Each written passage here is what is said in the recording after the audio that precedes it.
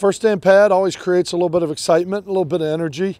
For day 3 out here in practice, I'm kind of excited with some of the retention and some of the positions and the way things are kind of moving forward on both sides of the ball. But at the same time, there's some guys on both sides of the ball that need to come along. I mean, we're not going to learn it just sitting in meetings, and we're not going to learn it just coming out here on the field. We've got to spend some time and climb into our playbooks, and we've thrown a lot at them in 3 days. And I know mentally they're a little bit swimming right now, but it'll start to slow down for them a little bit, and the game slows down as they start to feel a little bit more comfortable as they're all kind of learning a new foreign language, as I always say it. You know, they're all learning Spanish. Well, for some of them they're learning Chinese, but they're all just learning a new language right now. And I think it's been good. I think they've been working hard, and I think some guys are doing some really good things, but we're not ready to put it all together yet. We don't have all the pieces of the puzzle here to put it all together, but I'm encouraged with a lot of what I see, and there's a lot of positions that I think we're going to be much improved over where we were a year ago, as we've talked about the development and some of the things that guys have done in the offseason to make themselves better players. But we also got to get some of these new recruits here too, to get them in here and see how they're going to fit into the picture. Coach Diaz said y'all took today and you weren't installing anything. Right. When do you plan on having everything fully installed?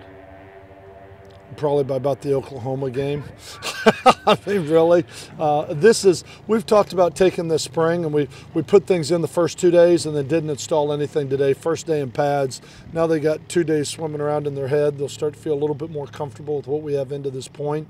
Then we'll start to slowly add things on Wednesday and on Friday, and then we probably won't install anything on Monday, and we'll review the last 2 days again. We'll probably go through that scenario pretty much through most of spring practice, through the 15 days, where we'll be installing little pieces here and there. But we're not trying to throw everything at them. We're just trying to get good at the things that we're putting in that we think are going to be part of the staples.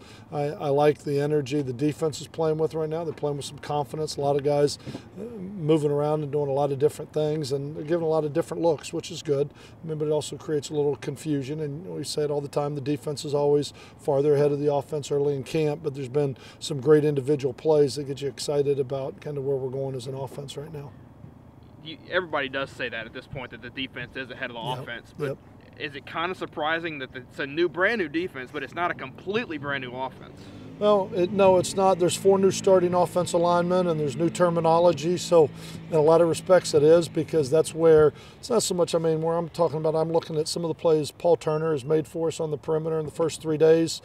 Brings a different dimension that we haven't had from an offensive standpoint. Looking at some of the things Sterling's done, I think, again, having a healthy Tevin King and Kenneth Dixon out there, I just think some of those guys, we're going to have more speed and athleticism than we've had in the past, which is the thing that excites me. But we are all new up front, and it is completely new for the offensive line. Until we can get them all going in the same direction, there's 2 schools of thought. You can make the defense stay static and not move so your offensive line can learn slowly, or you can throw it all at them, and it looks bad at first, but it'll get better every week. Your 2 JUCO guys, how do you think they're coming along in the third day? Through 3 days, I mean, I'll have to watch a film on Kirby Wixon, but really excited about what he's doing, snapping the ball, the way he's snapping the ball and the things he's doing. We've got him at center right now. I think he's showing a lot of promise for only being here for 3 days. And Sanford C right now is just, he's swimming a little bit mentally. You know, you can tell he's thinking out here. He's kind of running a little bit, not with complete confidence, understanding what he's doing at this point, but he'll get better and better. But when you watch him in one-on-one, when it's just run the route and do this, he's got talent. And I'm excited to see that on the field. He looked a lot better today than he did Friday. And he does, and I think, again, when you look at him in one-on-ones, you see his strength and what he can do, but where he's not showing up as much right now is in a lot of the team and pass scale types things where there's a big picture and a scheme and he's got to learn it all. And so that's where right now I think the exciting part is when he knows what to do, really impressed with what he can do physically. But right now it's just as much picking it up mentally as anything. And I think he'll get better and better every day as we continue to move forward. Is it 2 quarterbacks are doing so far? No, I've been pleased with how they've picked everything up. We've changed a lot of things from a terminology standpoint.